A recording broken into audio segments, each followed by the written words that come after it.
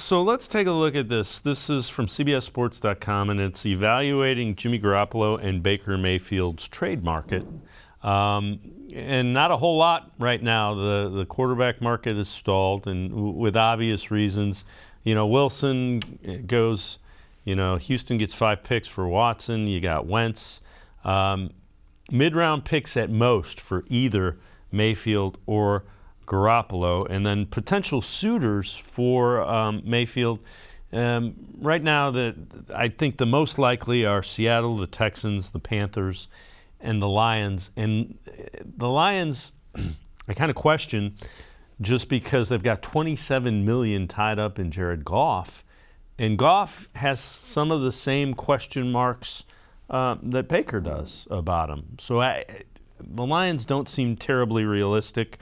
The Seahawks seem like a logical place because I think Baker Mayfield's a pretty significant upgrade over Drew Lock. Yeah, definitely. I mean, Drew Lock has not exactly been anything special at the NFL level. He hasn't showed what Baker Mayfield has shown, in his 4 seasons with the Browns. Again, I think it comes down to money. And, if at what point the Browns are going to kind of be willing to be like, all right, we'll take a little money, we'll take some of his salary to move him away, because I think that would be that's obviously, to me, and based on all the reporting you see out there, the big holdup comes down to money. So Seattle seems like logical.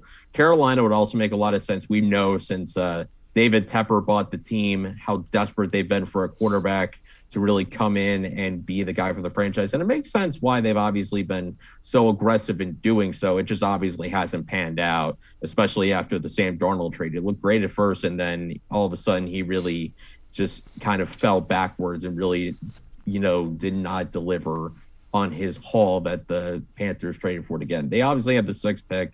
I'd be stunned if they didn't take a quarterback. Seattle with the 9th pick.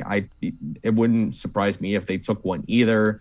We may just have to wait until like the Friday of the draft or the Saturday of the draft to see, what kind of happens with Baker. I'd imagine it's going to be interesting to see who gets moved first between him and Garoppolo. But I think it's just going to come down to, I think, the Browns kind of understanding they're going to have to eat a little bit of that money to move on from him, especially if they want to get, a semi-decent return, like a 4th that becomes a 3rd or anything like that, down the road.